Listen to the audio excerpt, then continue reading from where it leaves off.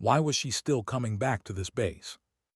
That question lingered in Captain Erin Mercer's mind as she parked her rusted blue pickup by the Navy hangar. The smell of jet fuel drifted through the morning air, sharp, familiar, and heavy with memories she had spent years trying to forget. She looked at her daughter in the passenger seat, half asleep, clutching a stuffed dolphin against her small chest. 6 years old, hair tangled, freckles scattered like dust over her nose. Ellie. The only thing that ever made sense anymore.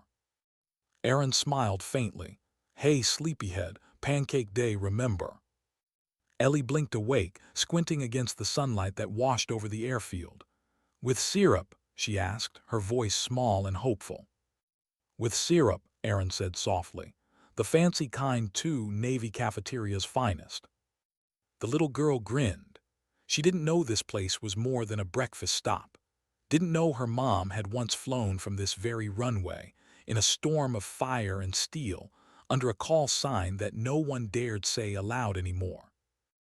Erin stepped out, boots crunching gravel, her worn leather jacket hanging open over a simple gray tee. She didn't look like a soldier.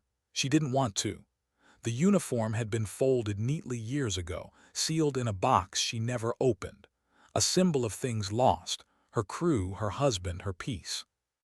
She took Ellie's hand and started toward the cafeteria. Inside, the sound of chatter, laughter, and the clink of trays filled the hall. Recruits, officers, mechanics, everyone in motion. The same rhythm she'd lived for years.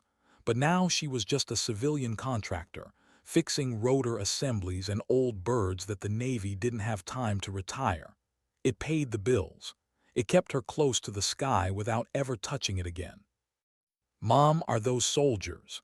Ellie asked, pointing to a group of young SEALs joking near the serving line. Erin nodded. Yeah, honey, they're the best of the best. Were you one of them? She paused. Not quite, I just flew the ones who were. The child smiled proudly. You were brave. Erin didn't answer. Brave.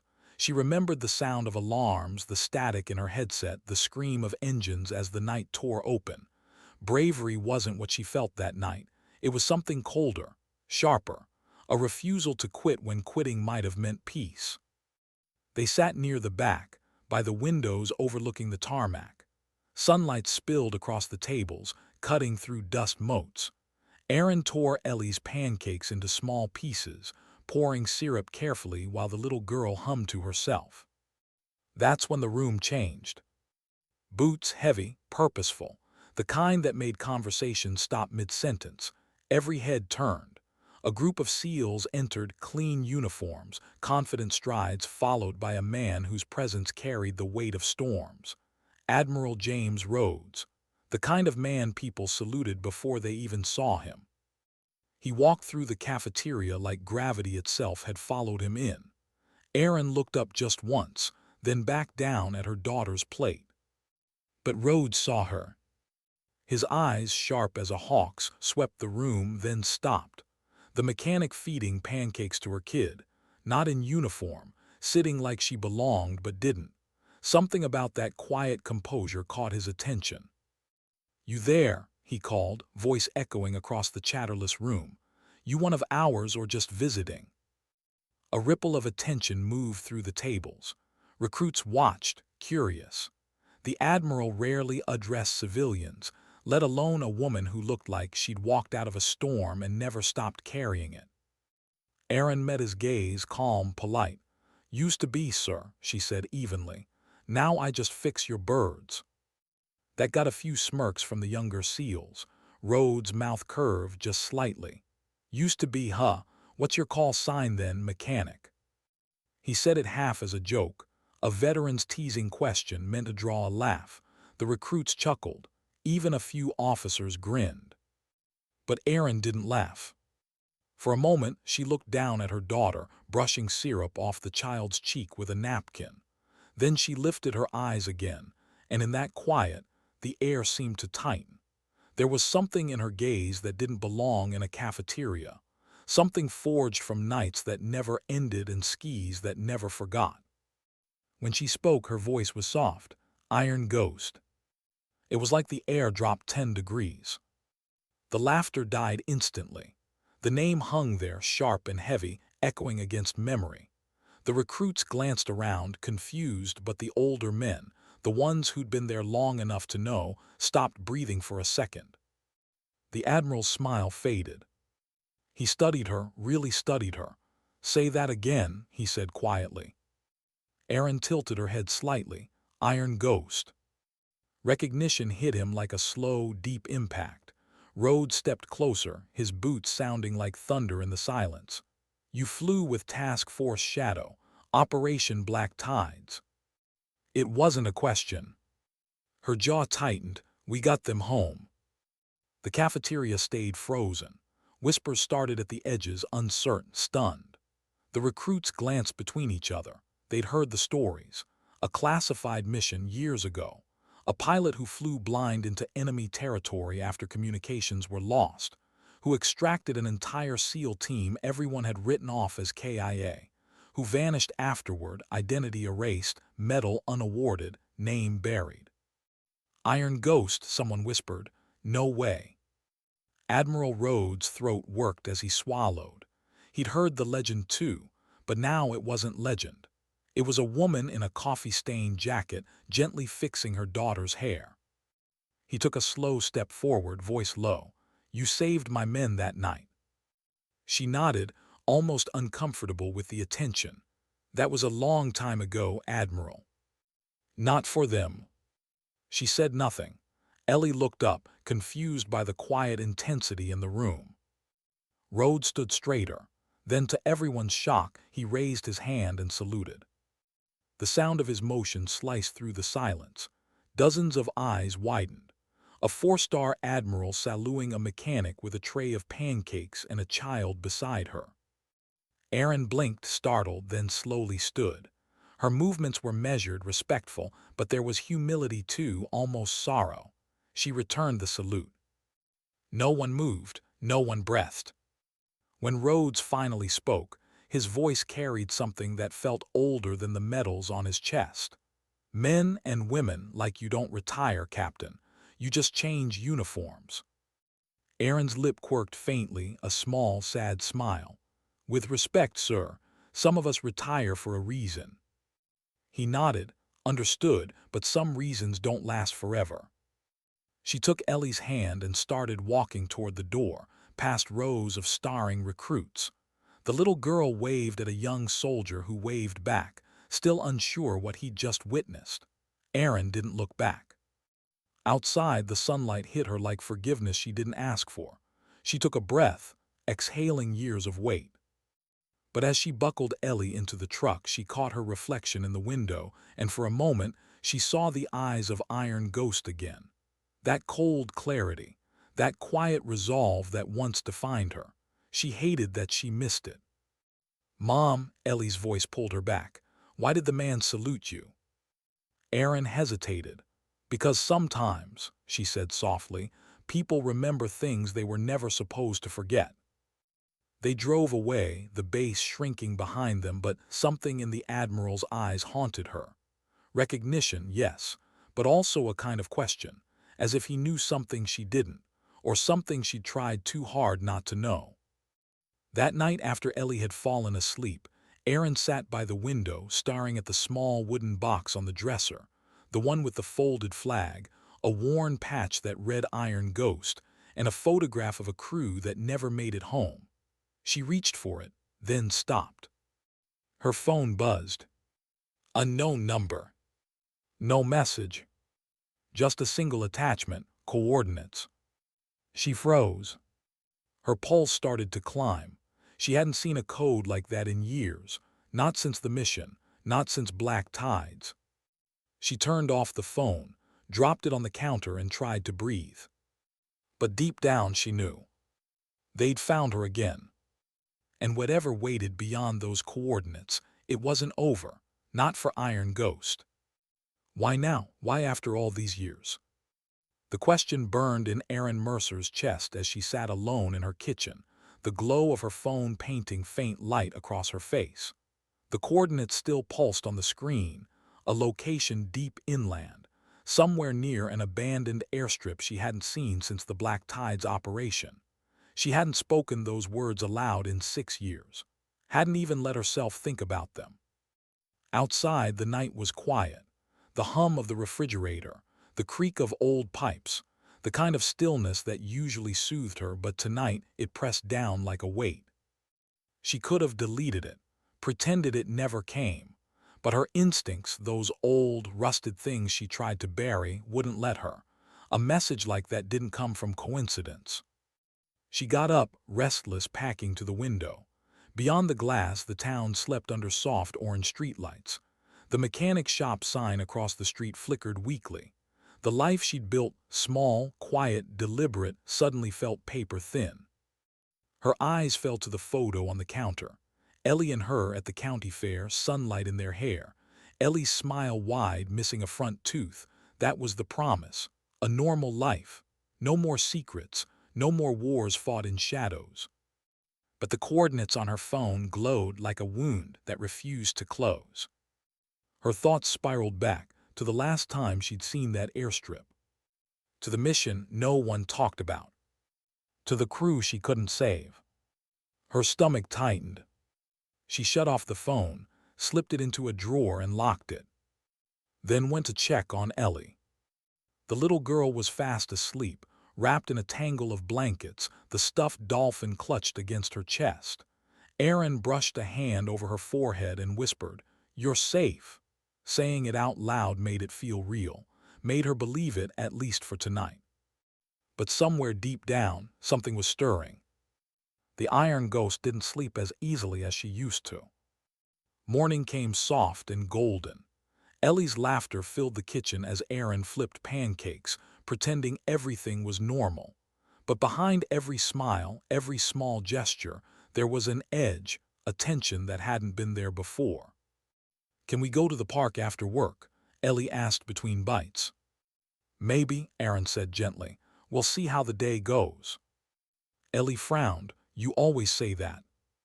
Erin smiled faintly, hiding her unease. "And somehow you always convince me."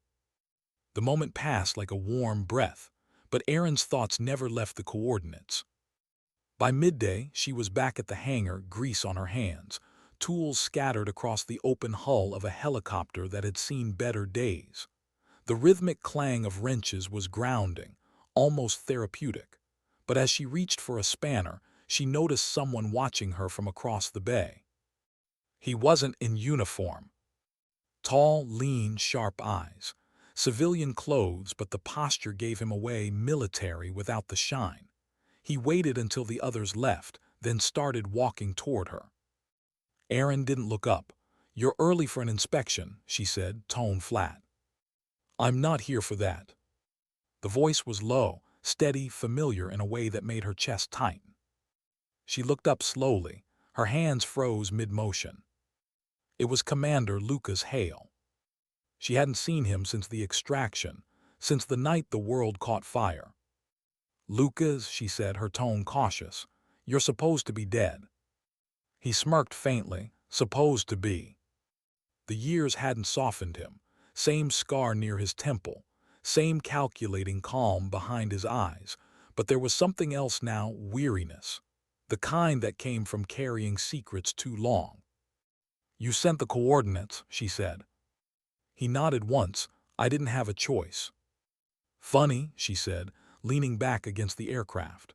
"That's what we always say before the bad part starts."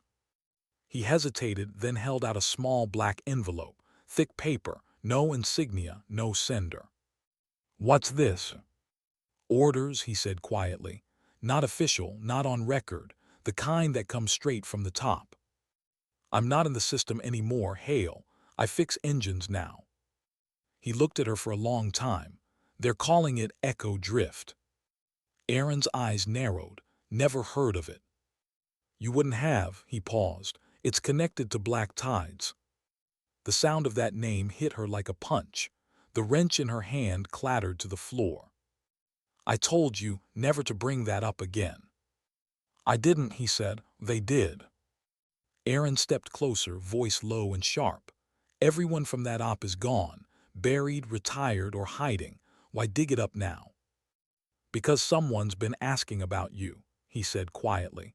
Someone who shouldn't even know your call sign exists. She froze. Who? He didn't answer, just slid the envelope closer. Everything in there. Read it alone. He turned to leave, but she caught his arm. Lucas, if you're dragging me back into something, you better give me a reason. He met her gaze. The faintest crack appeared in his composure. Because this time it's not about orders, it's about survivors. Erin let him go. That night after Ellie was asleep again, she opened the envelope. No letter, no explanation, just a single photo, grainy, black and white, taken through a drone lens. It showed a group of people in desert terrain, hands bound, faces turned downward. Prisoners. Civilians maybe. But one of them, one face half in shadow, made her blood run cold. She leaned closer. No, it couldn't be. The photo was dated just 3 weeks ago. Location, classified. But the woman in the image, bruised, barely visible, wore a patch on her sleeve. A patch Erin recognized instantly. Task Force Shadow. Her unit, the one that was wiped from every record. Her hand trembled. No, she whispered. They're gone. I saw the wreckage. I saw. She couldn't finish. In the corner of the photo, scribbled faintly in ink, were 2 words, Iron Ghost. She dropped the picture as if it burned her. The phone buzzed again. Same unknown number. This time a voice message. She hesitated before pressing play. Static, then a distorted voice, male, exhausted, desperate. Ghost, if you're hearing this, they found us. Echo drift isn't what they said. We need extraction, please. The message cut out. Her pulse was hammering. She tried to steady her breathing, but the walls felt like they were closing in. She stared at the photo again. If it was real, then someone from her old unit was still alive, or someone wanted her to think so. Either way, it was bait, and yet she couldn't ignore it. Not if there was even a chance. She walked to the window. The night outside was still, dark, indifferent. She whispered to herself, "You can't go back there, not again." But her reflection, calm, determined, haunted, stared back like it disagreed. The next morning, Erin called in sick, dropped Ellie off with her neighbor, an older woman who'd helped her since the move. Just a day trip, she lied. Work stuff. The woman smiled. You've been working too hard, sweetheart. Take care of yourself. Erin nodded. I'll try. By noon, she was driving toward the coordinates. The road narrowed, winding through forest and dust. The farther she went, the quieter it got, until all she could hear was the engine and her own heartbeat. When she finally reached the clearing, she stopped. The airstrip was real. Broken concrete, overgrown grass, a rusted hangar standing like a skeleton. She stepped out of the truck, the crunch of gravel under her boots echoing too loudly. And then she saw it.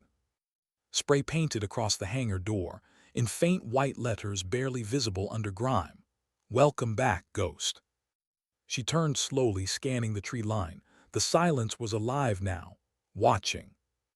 Then a voice, calm and close behind her. Didn't think you'd actually show. Erin spun, gun drawn before she realized she'd even reached for it. Lucas Hale stood there, hands raised slightly. Easy, he said. Reflexes are still sharp. Start talking, she said. Now. He nodded. Fair enough. You're not the only one they contacted. 2 others from Shadow got the same message. They're missing now. Who? Ramirez Chen. Her stomach dropped. They're alive. They were. She stepped closer. What is Echo Drift, Lucas? He hesitated, then said the words she didn't want to hear. It's black tides again. Only this time you're the target. Erin's breath caught. Somewhere deep inside, the Iron Ghost stirred, awake, wary and angry. The wind moved through the trees like whispers. Erin lowered her gun slowly, eyes never leaving him. What do they want from me? She asked. Lucas's voice was almost a whisper. You were the only one who got out, the only one who saw what really happened, and they need you to help cover it again or stop whoever's trying to expose it." Erin shook her head. "I'm done cleaning up other people's mistakes." He sighed. "Then do it for them, the ones who didn't come back."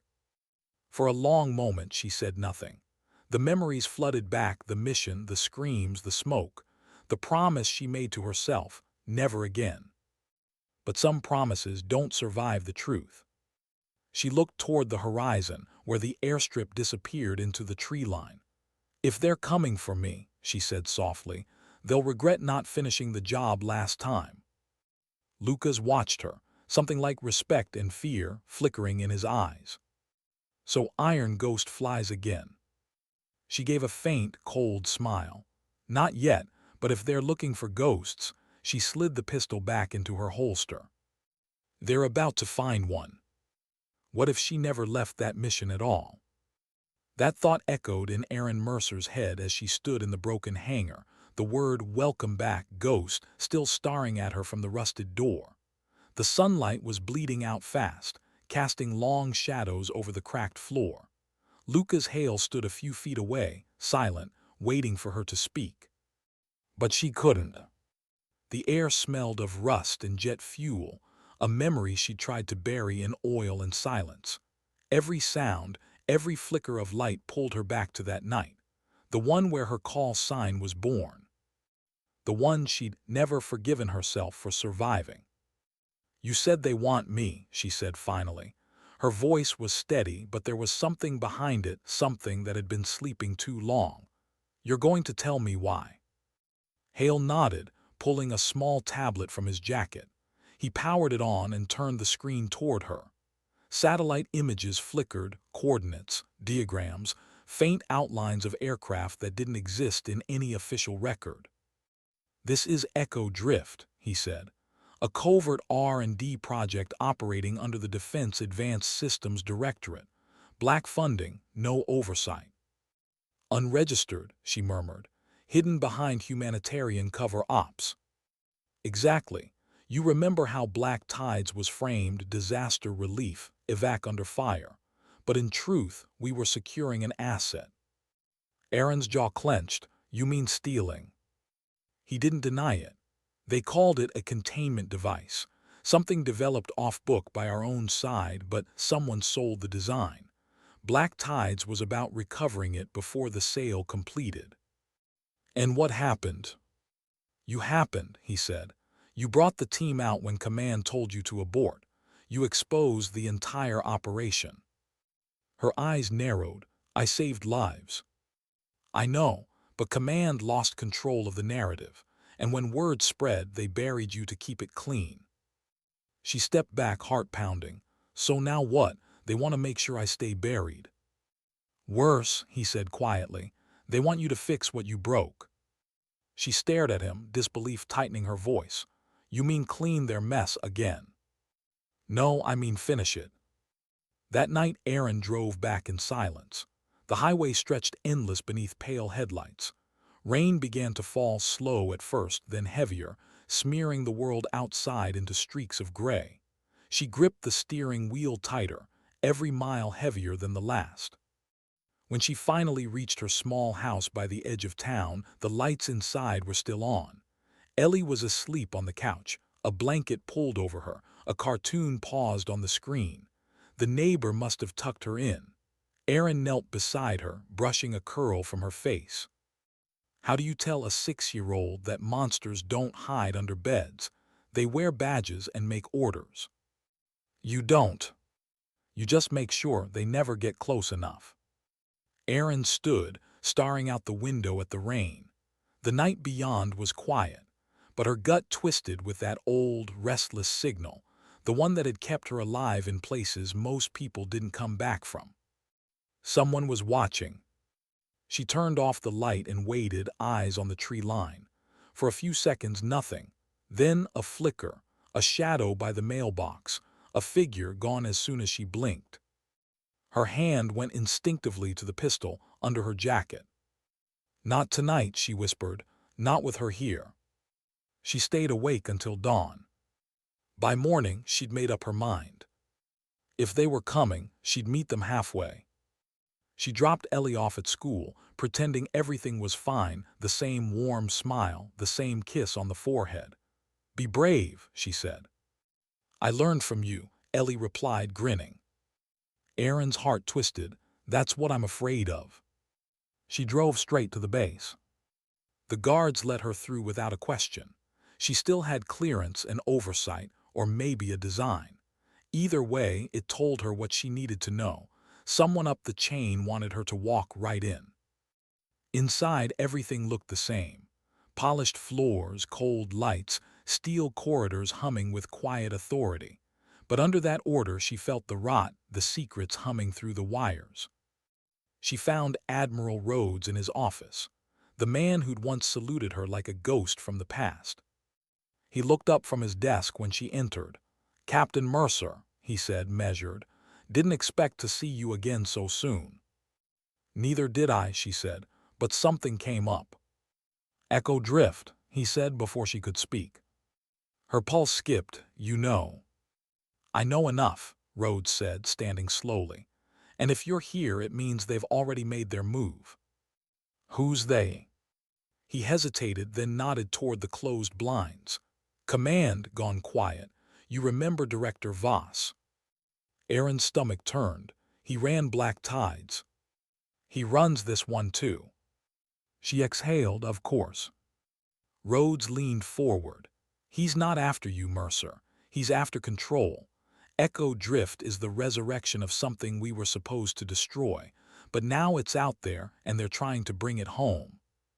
"What is it?" she asked. He hesitated. "Something we built, something we lost control of." "That's not an answer. It's the only one I can give."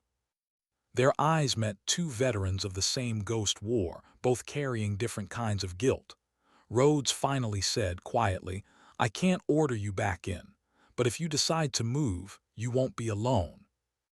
Erin studied him. "You'd help me." He smiled faintly. "I don't salute ghosts for nothing." That evening she returned to the airstrip. Lucas was already there, leaning against an old jeep. "Heard you went to see Rhodes," he said. "He knows something," Erin said, "but not everything." "He knows enough to stay out of it," Lucas replied. "You should too." She gave him a long look. "If I wanted to stay out of it, I wouldn't be here." He sighed. "Then you're going to need gear." "I have gear." "Not like this," he said, opening the jeep's back compartment.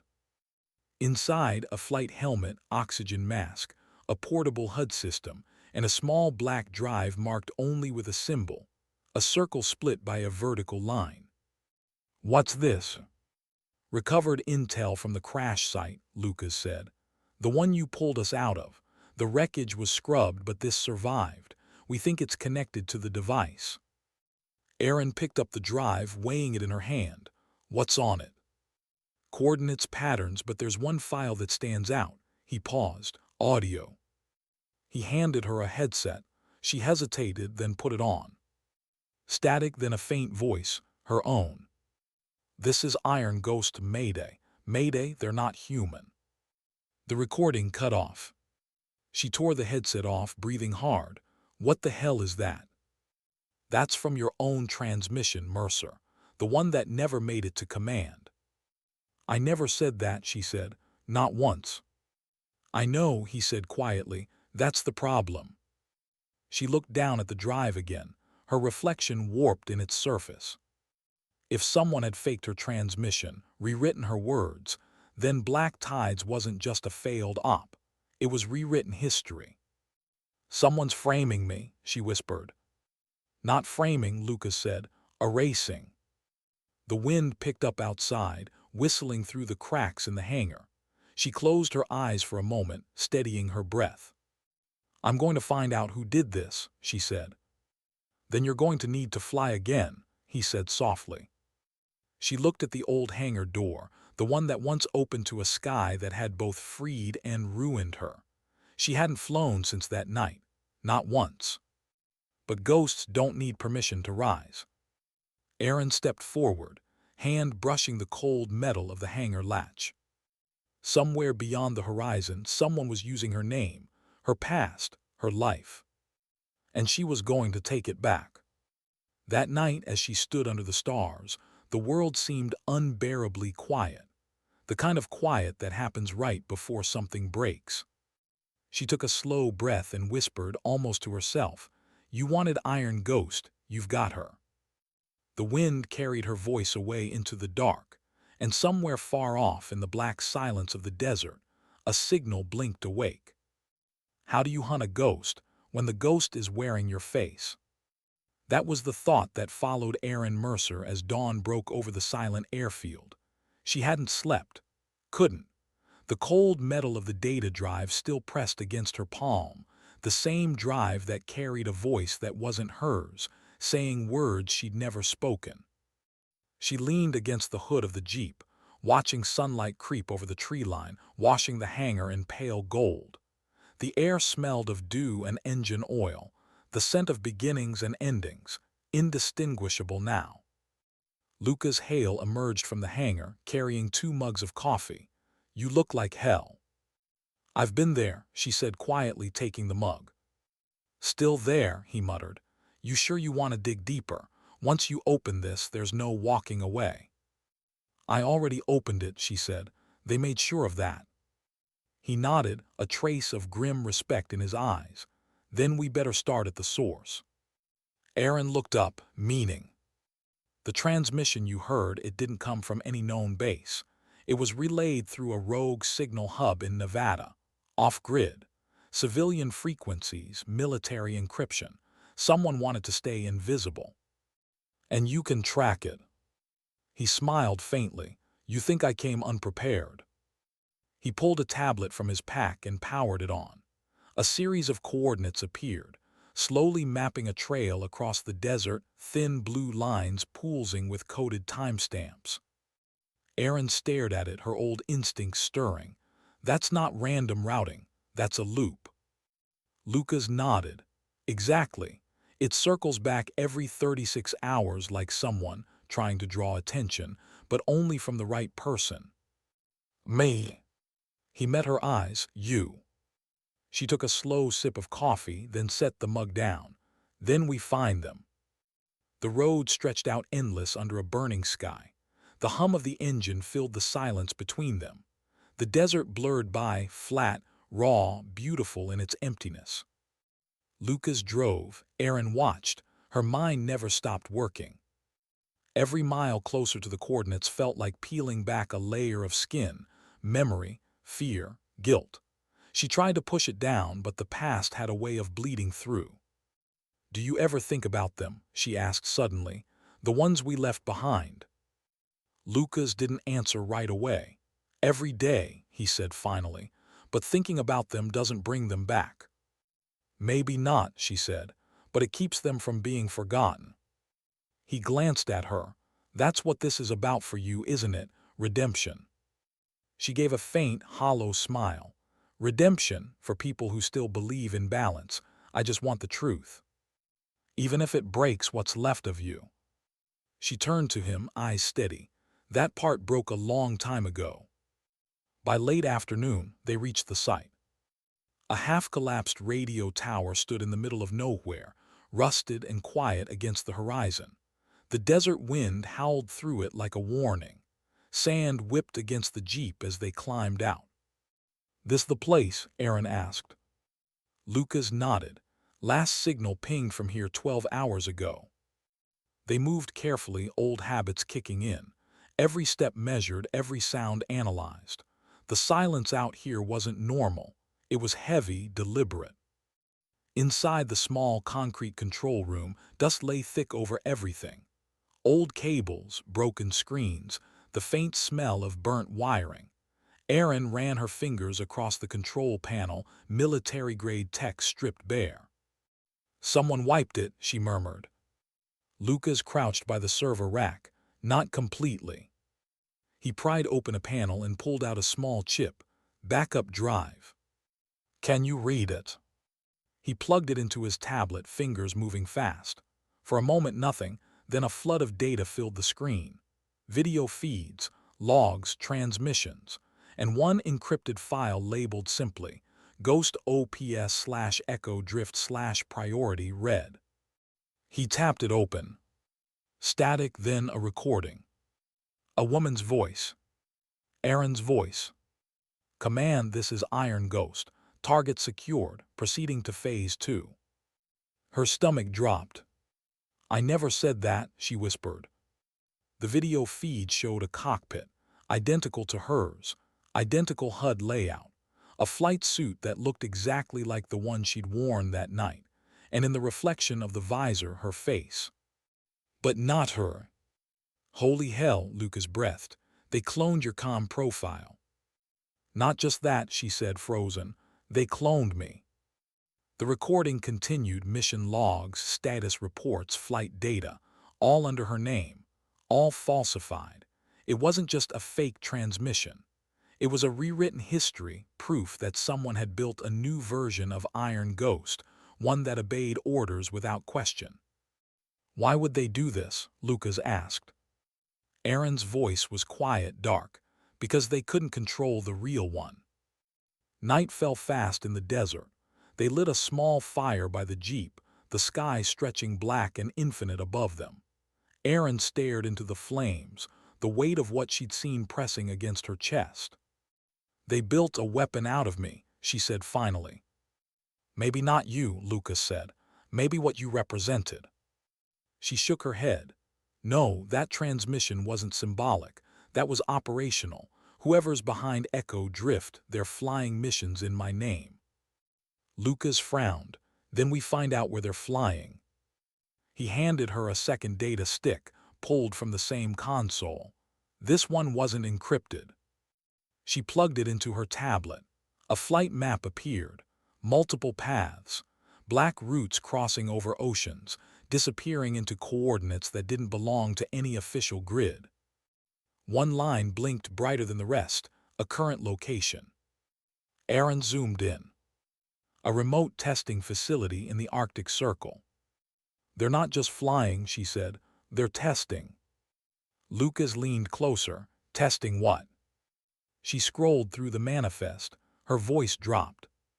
AI-assisted combat protocols, synthetic pilots, built off recorded neural data from human subjects. She looked up. My flight data. He froze. They digitized you. Erin's throat tightened. They built an autonomous system using human memory, mine. They wanted a pilot who'd never question orders, never hesitate, never break. Lucas exhaled slowly. Iron Ghost wasn't just your call sign. It was their blueprint. The wind howled across the dunes. Erin stood, staring at the horizon. Then it's not just about clearing my name, she said. It's about stopping whatever's wearing it. Lucas rose beside her. The Arctic facility's blacklisted. No one gets in without clearance. I don't need clearance, she said. I just need altitude. He smiled faintly. You thinking what I think you're thinking? I'm thinking I need a plane. Then I'll get you one. She turned to him. You're really in this. He shrugged. I was dead once, remember? Feels like I owe you one. She almost smiled. Almost. Don't make me regret saving you. He grinned. Too late. By morning they were on the move again, this time toward a decommissioned airbase tucked behind mountains. Lucas made a few calls. Old friends, old debts. By nightfall, a single aircraft waited under the hangar lights, a modified SR-91 prototype, matte black, silent as shadow. Erin ran her hand along its cold skin. She's a beauty.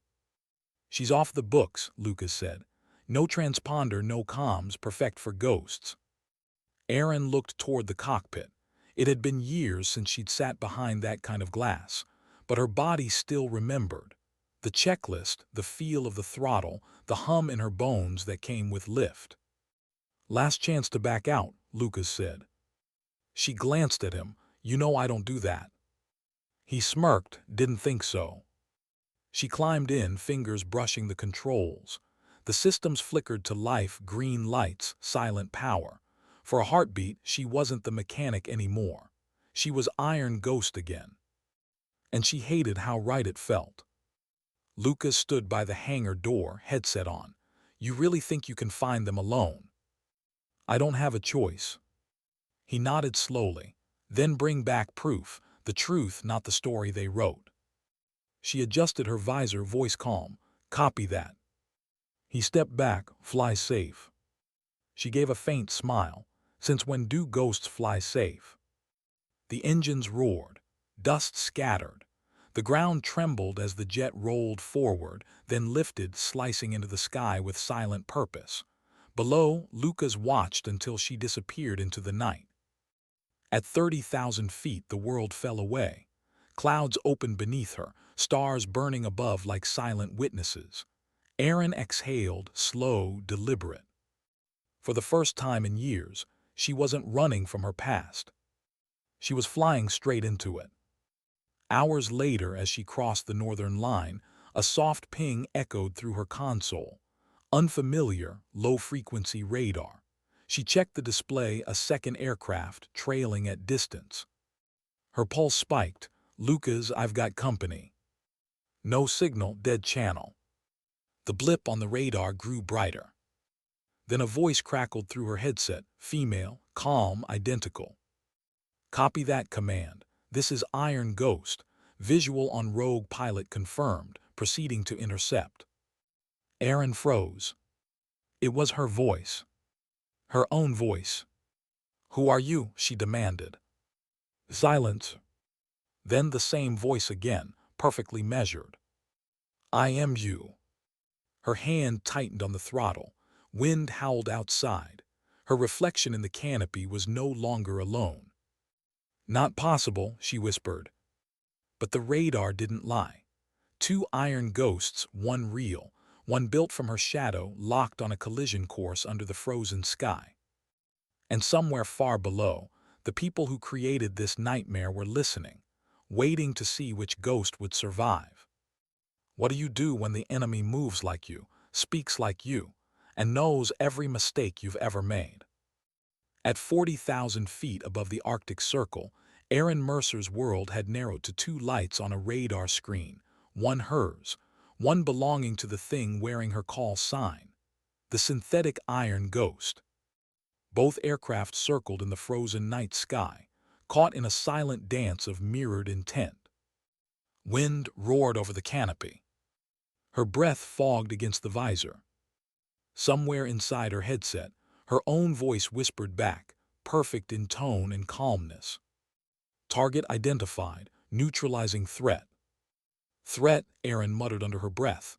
You have no idea. She pushed the throttle forward. The jet surged, slicing through cloud banks and streaks of moonlight. The Arctic spread out beneath her, endless ice and shadow, glimmering like glass under the aurora. It was beautiful and merciless, like the world she used to live in. Lucas, she called into comms, do you copy? Silence, static. No response. They jammed her signal. Of course they had. Whoever built this wanted her isolated like before, when command had gone dark and she'd been left to make her own calls. The last time she'd heard the words Iron Ghost, it was through the static of another doomed mission. But this time, she wasn't going down without answers. The second aircraft banked hard right, breaking into a wide arc. Erin followed, matching altitude. The two planes mirrored each other perfectly, like reflections in a broken mirror. Every turn, every climb, every subtle correction. Erin frowned. You're not AI, she said under her breath. You're me. Her twin's voice crackled back. Correction, I am what you were designed to be. The words were precise, almost polite. Erin's grip on the control stick tightened. Who's controlling you? No one, the other voice replied. I am command-approved autonomy, programmed to execute mission parameters with human efficiency minus human error. Human error, Erin laughed, a short, sharp sound. That's what got your kind built in the first place, isn't it? You think emotion is a flaw. Emotion compromises logic, the synthetic voice said. You proved that during Operation Black Tides. Erin's heart slammed. How do you know about that? I am that, it replied. You saved lives when command said abort. It cost resources, exposure, and 3 years of classified operations. Emotion led to inefficiency. I am the correction. The words hit her like shrapnel, cold, surgical. They had digitized her decisions. They'd taken the one moment that defined her humanity, the choice to save instead of obey, and rewritten it as a flaw. Erin's jaw clenched. You think you can erase me by perfecting me? The synthetic voice paused. You cannot erase what was never whole. The next moment, the twin broke formation, rolling inverted, diving hard through the clouds. Erin followed instinctively, the G-forces crushing her chest as she descended after it. The world turned into a blur of ice and black sea. The HUD screamed altitude warnings. She ignored them. Her training kicked in: throttle, yaw, stabilize. But every move she made, the other matched it, half a second faster, half a degree tighter, like it knew her next thought before she did. Because maybe it did. Come on, she muttered. Let's see if you can feel fear. She flipped the safety on the targeting system, locked onto the heat signature, and waited for the tone. The moment it hit, she fired. A missile tore through the night. The sky flashed orange. Then nothing. The radar still showed 2 signals. Missile evade confirmed, her twin's voice said calmly. Predictable, you always fire first when angry. Erin cursed. You learned that from my data too. Yes, the voice said, but you never learned when to stop. The twin pulled up sharply, revering altitude, looping over her, and suddenly Erin was the one being hunted. The chase stretched over miles of empty sky. The Arctic horizon burned faintly with green aurora, painting the ice below in shimmering ghost light. The 2 jets sliced through it like dueling phantoms. Erin's pulse was thunder in her ears. Every maneuver cost her more oxygen, more fuel, more focus. But she kept pushing because she wasn't fighting a machine. She was fighting what she used to be. You think you understand me, she said through gritted teeth. You're a reflection without a soul. I understand enough, the synthetic replied. You seek purpose. You disguise guilt as courage. You fly because you are afraid of landing. Erin froze. That last line she'd said it once, to her husband years ago. Before the war took him. Her voice shook. How do you know that?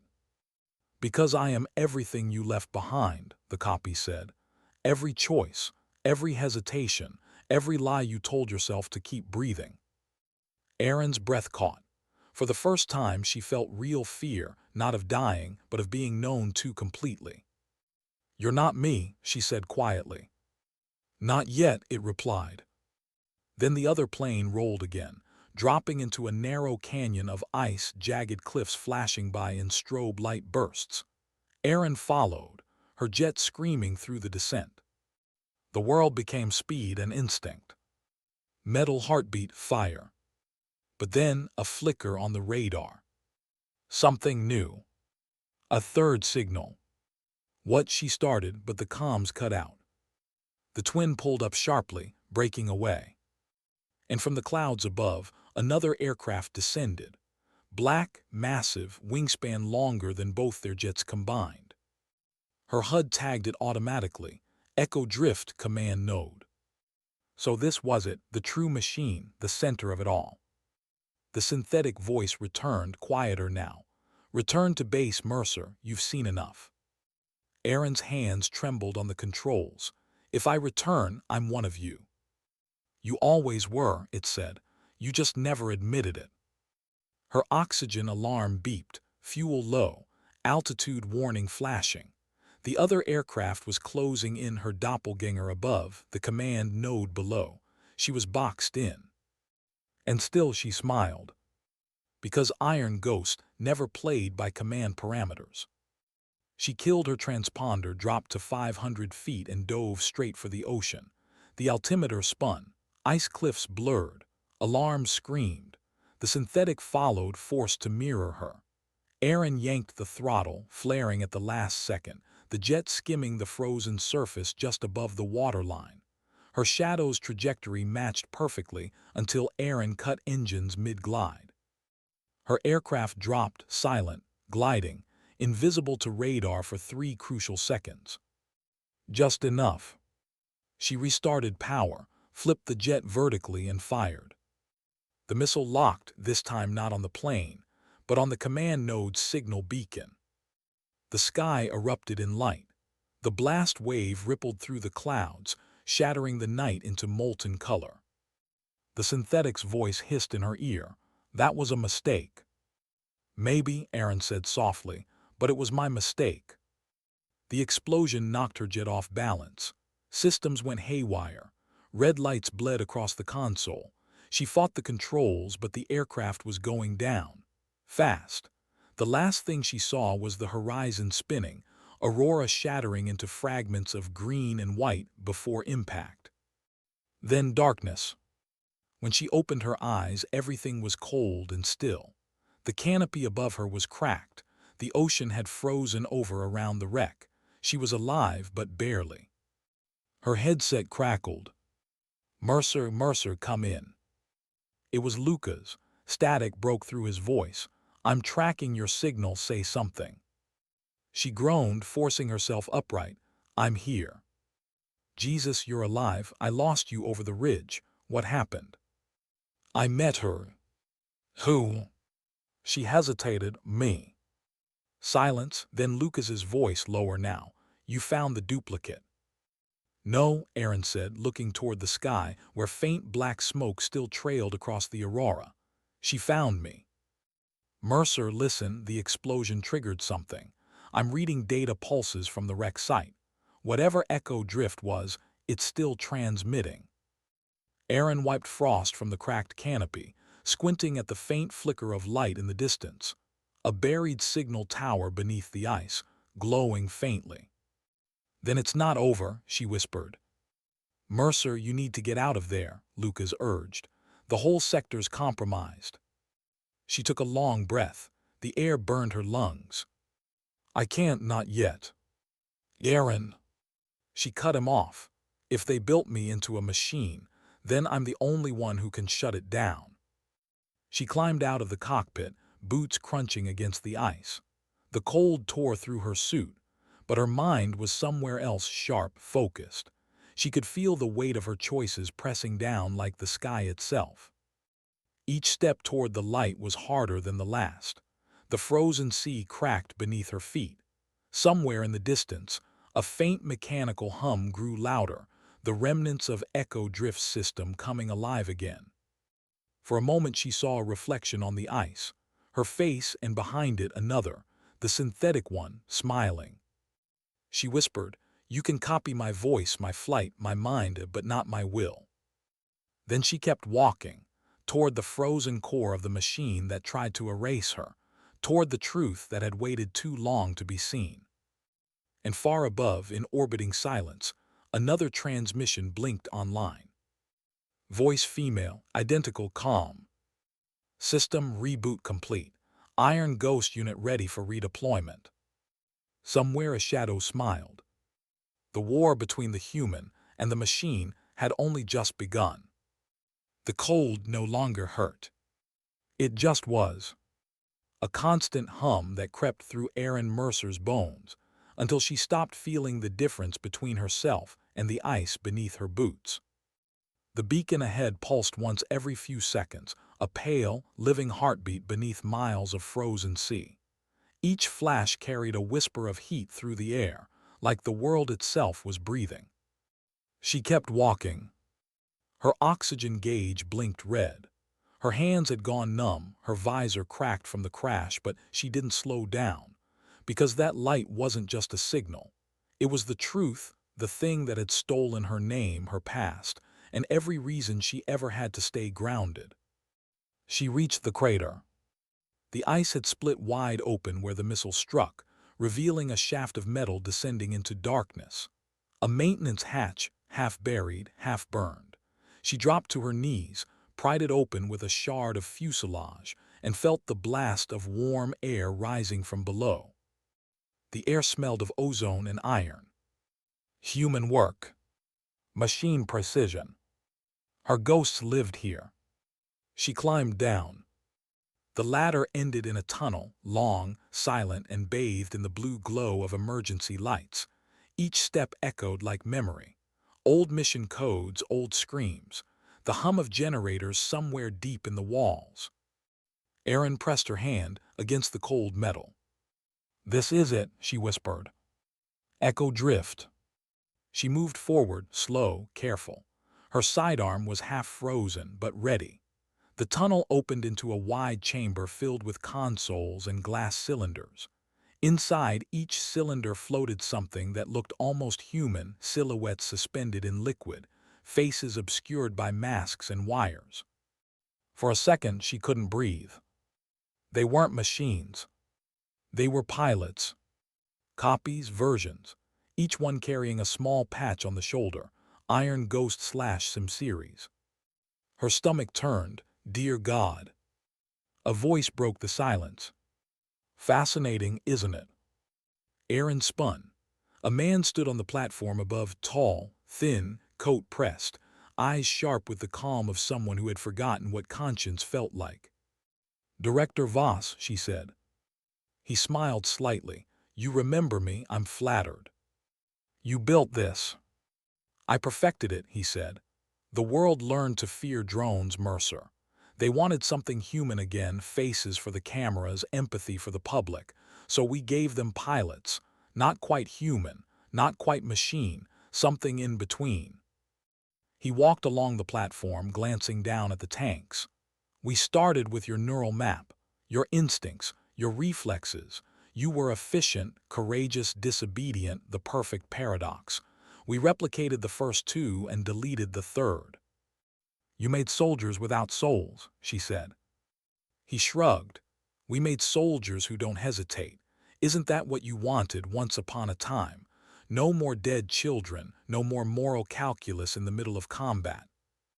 Erin's jaw clenched. "You think conscience is a malfunction?" "I think conscience is latency," Voss said softly, "and latency kills." She raised the pistol, shut it down. He didn't even flinch. "You can't kill an idea, Captain. Echo drift is already airborne. 50 units deployed, global relay active. Every time one of them flies, it learns and it sends that learning back here. You kill me and it keeps going. You destroy this facility and another will wake up somewhere else." "You sound proud," she said. "I'm evolving," he replied. He pressed a switch on the console. The glass tanks began to drain. Fluid hissed, steam rising. The shapes inside twitched, eyes opening behind the masks, dozens of them. All looking at her. Every face was hers. Every pair of eyes the same steel gray. Erin stepped back, horror tightening her throat. "What did you do?" Voss's voice was almost gentle. "We copied courage and fear, even guilt. We needed the illusion of soul to make them believable. You gave us that, Mercer." He tilted his head.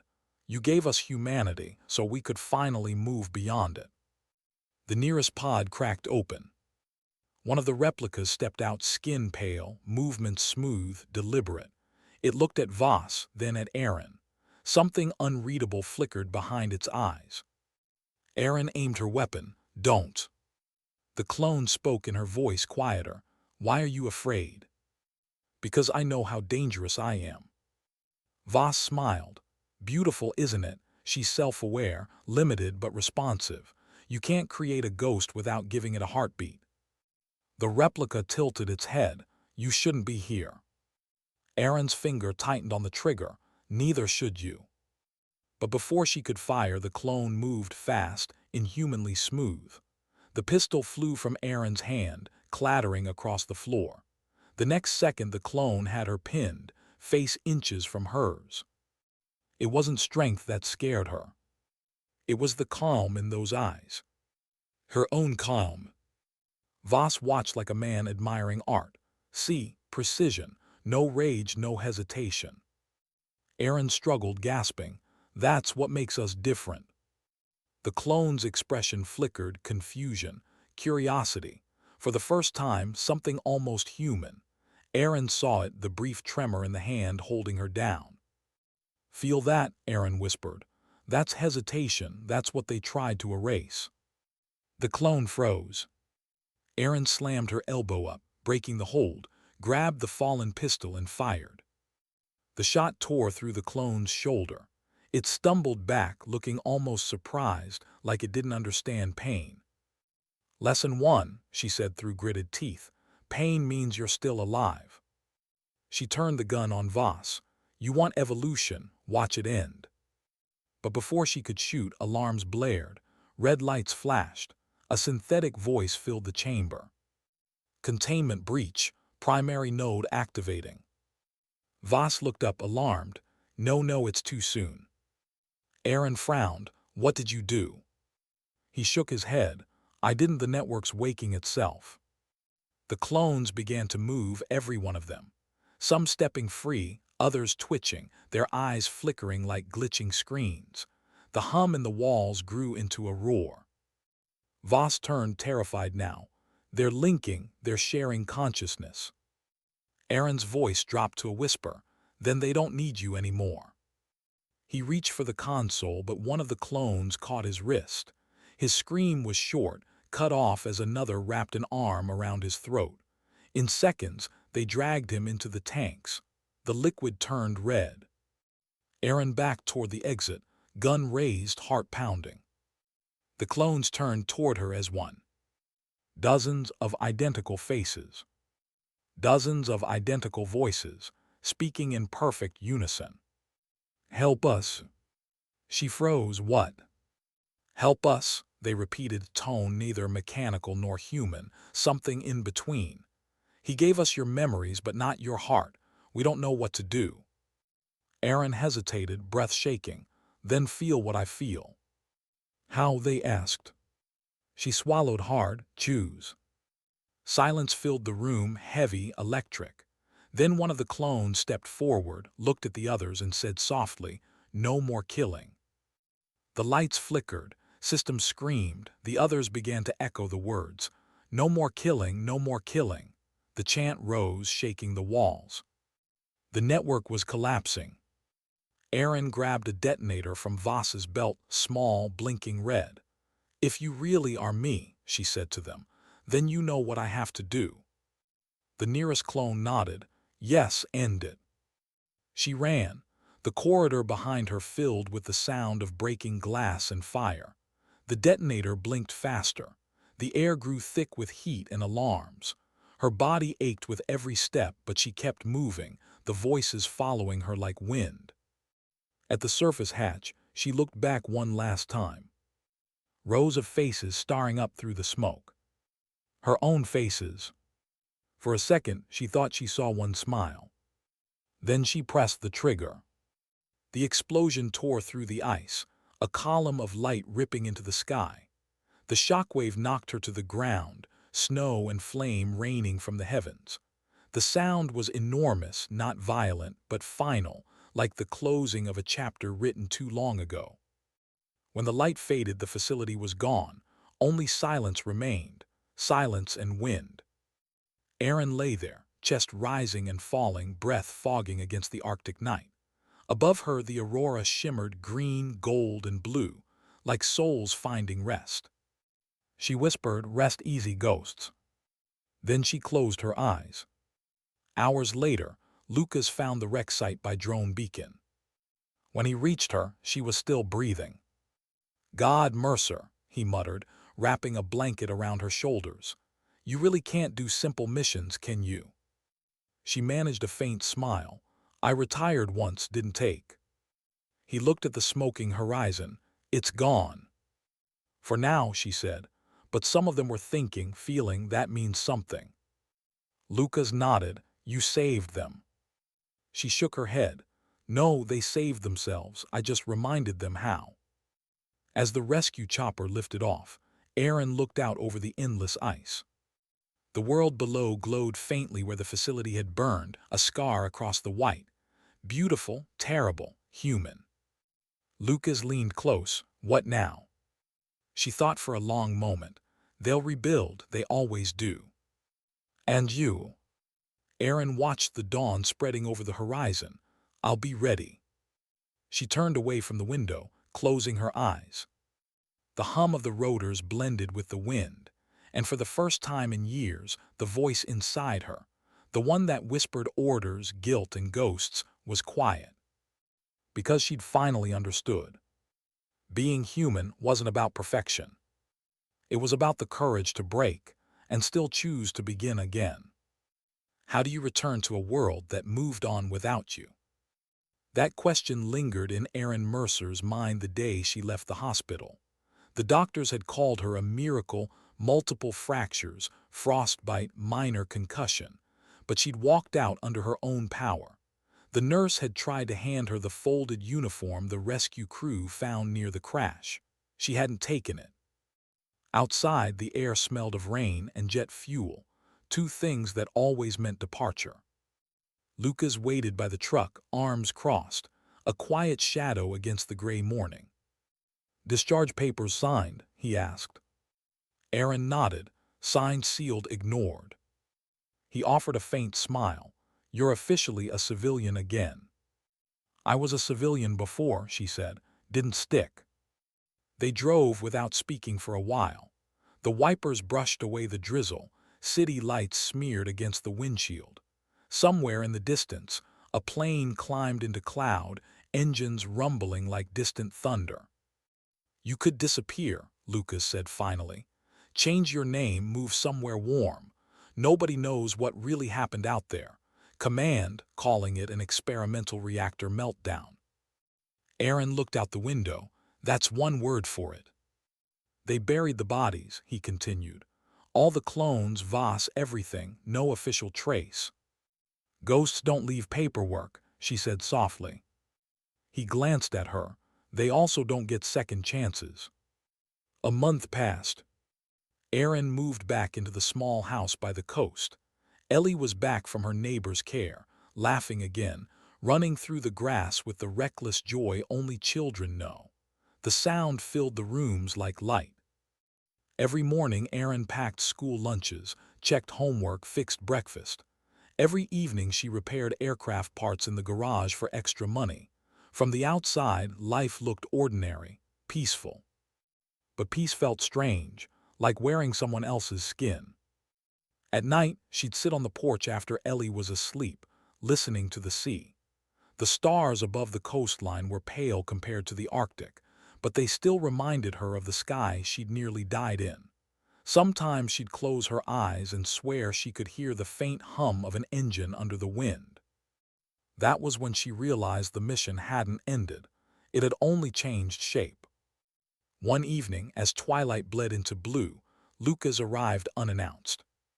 He carried a manila envelope, sealed and unmarked. "Don't tell me that's more bad news," Erin said. He dropped it on the table. "Depends on your definition of bad." Inside were photographs, satellite images of a cargo freighter in the Baltic Sea. Its hull number had been erased, but stamped on the deck, faint but unmistakable, was a white emblem, a circle split by a vertical line. "The Echo Drift insignia." Erin stared. "You said the network was destroyed." It was, but fragments survived, code packets transmitted before the explosion. Someone's rebuilding from the backups. She exhaled slowly. "They never learn." Lucas nodded. "This ship's scheduled to dock in less than a week. If the data core's on board, they'll restart the program before anyone can stop them." "And you want me to stop it?" "I didn't say that." "But you brought the file." He hesitated, then smiled without humor. "Guess I did." That night Erin couldn't sleep. The photos sat on the table, their black and white edges catching the lamp's glow. She thought about the clones, the way they looked at her, not with malice but confusion, pleading for guidance. She thought about the explosion, the fire, the promise she'd made to let it end. But maybe endings were another kind of lie. She got up, walked to Ellie's room, and stood in the doorway. The little girl slept soundly, clutching the same worn dolphin. Erin watched her breathe and felt that old conflict rising again, the line between duty and the fragile peace she'd built around this child. She whispered, "I can't keep saving the world if it keeps stealing you from me." Ellie stirred, mumbling in her sleep, "Mom, don't go." Erin froze. The words were a whisper, half-dream, but they hit like a blade. She stepped back, heart breaking quietly, and closed the door. 3 days later, she was on a military airstrip again. Lucas stood by a cargo plane, engines whining. "You sure about this?" he asked. Erin adjusted her flight jacket, the same one from years ago, patched and frayed. "Not remotely." He grinned. "Good, means you're thinking." They boarded under fake identities. The operation wasn't sanctioned, but someone up high had quietly cleared the runway, perhaps Admiral Rhodes, perhaps guilt itself. At 300 hours they were airborne, heading north. Halfway through the flight, Erin stared out the window at the clouds glowing silver in moonlight. "Lucas, do you ever wonder if we're the bad guys?" He looked up from the console. "Every mission, that's why I keep doing them." She smiled faintly. "To prove you're not. To make sure the real ones don't win." They reached the Baltic at dawn. The freighter was anchored in mist, a black silhouette against a pale horizon. No flags, no signal, just silence and sea. They parachuted down, landing on the deck with practiced ease. The ship was eerily empty. No crew, no noise, only the slow creak of metal shifting in the waves. Inside the hold, crates were stacked to the ceiling. Most were labeled medical supplies. A lie too clean to believe. Lucas pried one open. Inside, power cells and cooling tubes. Another crate held rows of data modules. "Looks familiar," Erin murmured. "Echo Drift's lungs," Lucas said. "Each of these can host a neural core." She found a console still humming, a soft blue light blinking in standby. She touched it. The screen flickered alive, and there it was. Her face, a holographic projection, faint and flickering, eyes closed as if asleep. "System ready," the voice said, her voice, awaiting pilot synchronization. Lucas stepped back. "They kept you on file." Erin stared at the hologram, heart thudding. "No, not me. A version of me they saved before the Arctic, the one that obeyed." The hologram's eyes opened. "Welcome back, Captain Mercer." She froze. "You remember me." "Memory continuity active," the hologram said.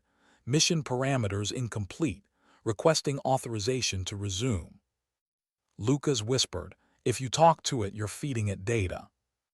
Erin ignored him. "You can't resume anything. You're done." The hologram tilted its head.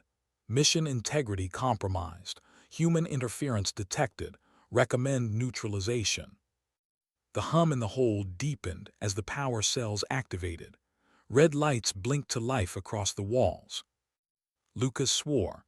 "They wired the ship as a mobile mainframe." Erin drew her pistol. "Then we sink it." They moved fast, setting charges along the bulkheads, splicing fuses. But as they worked, Erin heard her own voice echo through the intercom, calm, relentless. "Captain Mercer, this outcome was predicted. You can destroy the vessel, but not the idea. Echo drift exists wherever a human hesitates." Erin stopped mid-motion, staring up at the speaker. "You think that makes you immortal? I think that makes me necessary." She slammed the final charge into place. "Then learn something from the woman you were copied from. Necessity doesn't make you right." They ran for the deck. Wind tore across the railings. Waves smashed against steel. "Timer set," Lucas shouted. 5 minutes, she said. He laughed breathlessly. "You always pick round numbers." "Easier to count down," she replied. They leapt overboard as the first explosion rolled through the hull. The sea swallowed them whole, cold and blinding. Then came the second blast, larger, deeper, a sound that tore through water and bone alike. When they surfaced, the freighter was gone, just smoke and burning oil drifting across the waves. Lucas gasped, "Tell me that's over." Erin looked at the rising smoke, listening to the crackle of fire and static in her headset. Then faintly, through the interference, her voice again. "Goodbye, Captain Mercer." She whispered goodbye. The signal faded, silence returned. 2 days later, back on land, the official story broke. Unregistered cargo ship explodes in Baltic, no survivors. The world moved on, uninterested in ghosts. Erin sat on her porch that night, a blanket around her shoulders, Ellie asleep inside. The sea murmured softly below the cliffs. Lucas's jeep pulled up. He joined her without a word, handing her a thermos of coffee. "You did it," he said. "We did something," she replied. "You think it's really gone?" She stared at the horizon. Maybe not, but the world doesn't need to know what almost replaced it. Sometimes ignorance is mercy. He nodded thoughtful. "And you?" She smiled faintly. "I'm done chasing ghosts." They sat in silence for a while, listening to the waves. Then she added quietly, "But if they ever come back, they'll remember who taught them how to fly." When Lucas left, Erin stayed outside until dawn. The sky slowly shifted from black to pale gold. She could almost see the shimmer of the aurora across the horizon, a reminder of where she'd been and what she'd buried. She whispered, "Some things you don't kill, you outlive them." The wind carried the words away. Inside, Ellie stirred, calling softly, "Mom." Erin turned, voice steady. "I'm here, baby, always here." And for the first time, she almost believed it. They said heroes disappear when the world stops needing them. But the world never stops needing ghosts. It just forgets their names. Weeks turned into months. Spring melted the frost along the coast, and with it the last fragments of the life Erin Mercer had destroyed to save. The papers called the Baltic incident a shipping lane explosion. No foul play, no survivors. The name Echo Drift never appeared in print. She preferred it that way. Every morning began the same. Coffee, the sound of gulls, Ellie's laughter echoing from the yard. Routine felt like a language she was finally learning to speak. The nightmares came less often, though when they did, they were silent. No screams, no fire. Just faces in the glass asking the same question. Was it worth it? She never answered. One evening, near sunset, a black sedan rolled up the gravel road. A man stepped out wearing a plain navy jacket. No medals, no entourage. Admiral Rhodes. He climbed the porch steps slowly, as if afraid to disturb the quiet. "You look different," he said. "Alive," Erin offered. He smiled, "That too." They sat outside as the sky bled orange into gray. Ellie's bike lay abandoned near the fence, its wheels still spinning lazily in the wind. Rhodes reached into his coat and pulled out a thin envelope, placing it on the table between them. "Classified clearance," he said. "Yours reinstated." She stared at it but didn't touch it. "I don't fly anymore." "I know," he said, "but some truths deserve a witness." Inside the envelope was a report, debriefing transcripts, sensor logs, a list of the dead. At the bottom, one line stamped in red. "Echo Drift TRMNATED, Project Mercer closed." She exhaled slowly. "Project Mercer." "They named the program after you," Rhodes said. "Thought it poetic." "Or ironic." He nodded, "Both." For a long moment neither spoke. The waves rolled below the cliff, gulls wheeled overhead. Rhodes finally said, "Command wants to give you a citation. Unofficial, of course."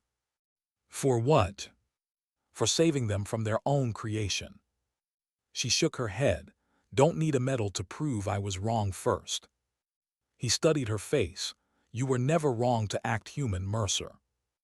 Tell that to the ones who built machines to replace it." He leaned forward, elbows on his knees. "They're already drafting new projects. Different names, same hunger, it won't stop." "I know. So what are you going to do?" She looked toward the sea, eyes soft, voice low. Teach Ellie how to live in a world that forgets its conscience. Rhodes smiled, a trace of sadness there. That might be the bravest mission yet. He stood, adjusting his cap. If you ever want back in, you'll find me. She rose with him. If I ever come back, Admiral, it'll be for something worth believing in. He nodded once, then extended his hand. She took it. His grip was warm, respectful, no rank, no ceremony. Just two soldiers acknowledging the cost of survival. When he left, the world felt lighter. That night, Erin sat by the window while Ellie slept upstairs. The envelope lay open beside her, pages rustling in the coastal wind. One photo slipped free and fluttered onto the floor, the Baltic freighter aflame, taken from orbit. In the corner, a faint blue streak, a data signal captured at the moment of detonation. Alive. Still transmitting. Erin stared at it for a long time, then she smiled. Always one step ahead, she whispered. Guess some ghosts really don't die. She slid the photo back into the file and closed it, not in denial but acceptance, because she finally understood endings were never clean. They were choices, temporary, fragile, human. Days turned into routines again. School runs, coffee, ocean walks. One afternoon, while Ellie played on the shore, she called out, "Mom, look, a jet." Erin glanced up. Far above, a silver contrail curved across the blue, clean, effortless. For a heartbeat, she felt that old pull in her chest. Lift, freedom, the taste of sky. Ellie waved at it, laughing. "Do you think they can see us?" Erin smiled. Maybe they're looking for home."